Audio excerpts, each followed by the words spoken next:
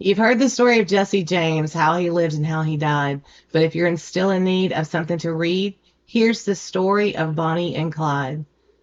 Bonnie Parker wrote those words, and she was one half of the criminal duo Bonnie and Clyde, who together with their gang crisscrossed the United States, committing crimes as they went. Their story has been immortalized in many books, films, movies, and songs. And while you feel like you may know it, you may not have realized the young lady was a poet. Let's talk about it.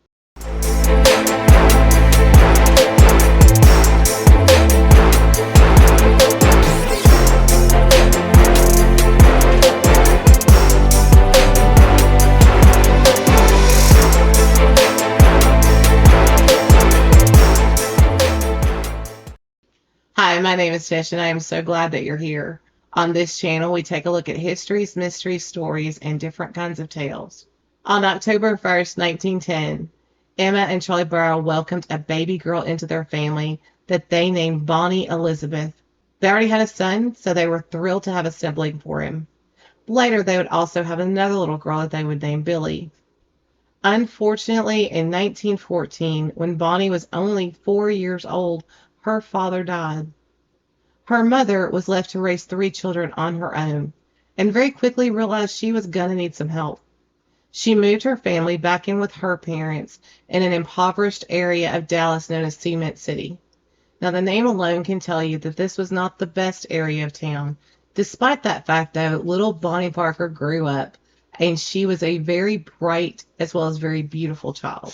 When she went to school, she particularly liked art and literature and received honors in those studies. Bonnie's second year of high school, she fell head over heels in love with a boy named Roy Thornton. And of course, like other young romances, thought it would last forever, and even went to the point of putting a tattoo on her right thigh. However, the fairy tale did not have a great ending, as Roy became physically abusive and eventually went to prison for 5 years. Bonnie moved back in with her grandmother and never saw him again, even though they never officially divorced. Despite her failed marriage, Bonnie was still pretty typical of young women in the 1900s. And she had big plans for her life, and she had big dreams of becoming an actress as well as being famous. And one of those dreams was about to come true, but probably not in the way anyone else imagined. When she was 19, a mutual friend introduced her to a boy named Clyde. Now, even though Clyde was only 20, he had already served a stint behind bars. He and Bonnie spent weeks together, and he vowed he was never going to go back. While he was probably well-intentioned with his promise never to go back to prison, that is in fact what he did when he was arrested and convicted in connection with vehicular theft. Once Clyde was back in prison, he immediately turned his attention to trying to find ways to escape. Not only did he not want to be there, he wanted to be with Bonnie. And Bonnie was really distraught with Clyde behind bars, and she turned her attention into ways of helping him get out. And in fact, she smuggled him a gun that he used to escape. The escape didn't last long, though, and he was captured again, and this time sentenced to 14 years of hard labor. However, he only actually served 2, as his mother convinced the judge to give him parole. So in February of 1932, Clyde was released and reunited immediately with Bonnie. Once Clyde was released in 1932, he joined a gang of men who began committing armed robberies of small businesses as well as robbing banks. Bonnie actually didn't join the group until April of that year. She was captured in a failed robbery attempt and ended up spending 2 months in jail herself. While she was awaiting her trial, she spent time writing poetry, and she would continue to do that throughout her and Clyde's relationship as well as their crime spree. In 1932, the prosecution failed to convict Bonnie. She said that she had been kidnapped and forced by the Barrow gang to commit the crimes. By 1933, the gang was wanted for several murders, including that of police officers. In the morning of May 23, 1934, the story of Bonnie and Clyde came to an end as they were ambushed on a highway in Louisiana by law enforcement and riddled with bullets. The story of Bonnie and Clyde is definitely a tragedy, not only for the victims, but also for that little girl who was bright, made good grades, and dreamed of becoming an actress and dreamed of becoming famous. Bonnie Parker was creative and loved to write poetry, and one of those poems is The Trail's End. You've read the story of Jesse James, of how he lived and how he died. If you're still in need of something to read, here's the story of Bonnie and Clyde. Now, Bonnie and Clyde are the Barrow gang. I'm sure you all have read how they rob and steal, and those who squeal are usually found dying or dead. There's lots of untruths to these write-ups. They're not as ruthless as that.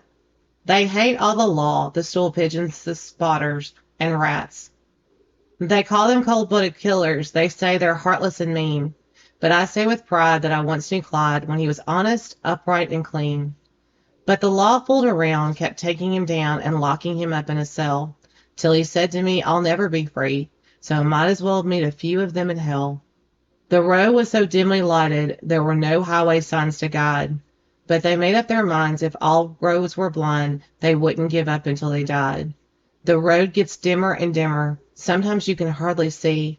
But it's a fight man to man, and you do all you can, for they know they can never be free. From heartbreak, some people have suffered. From weariness, some people have died. But take it all in all, our troubles are small, till we get like Bonnie and Clyde.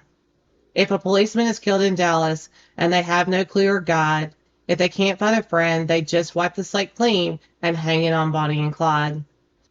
There's two crimes committed in America not accredited to the Barrow mob. They had no hand in kidnapped a man, nor the Kansas City depot job. A newsboy once said to his buddy, I wish old Clyde would get jumped. In these awful hard times, we've made a few dimes if 5 or 6 cops would get bumped. The police haven't got the report yet, but Clyde called me up today. He said, don't start any fights. We aren't working nights. We're joining the NRA. From Irving to West Dallas, Viaduct is known the Great Divide, where the women are kin and the men are men, and they won't stool on Bonnie and Clyde. If they try to act like citizens and rent them a nice little flat, about the third night they're invited to fight, a sub's gun rat-a-tat-tat.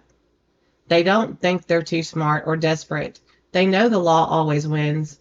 They've been shot at before, but they do not ignore that death is the wages of sin. Someday they'll go down together. They'll bury them side by side.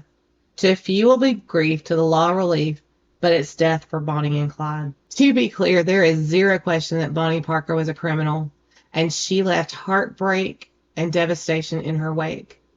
I think, though, we still need to remember that she was once that 4-year-old little girl who lost her dad, moved in with her grandparents in an area called Cement City, went to school, made good grades. So I want to know what you think. Did knowing about the history of Bonnie Parker as a person make you see her in a different way or not?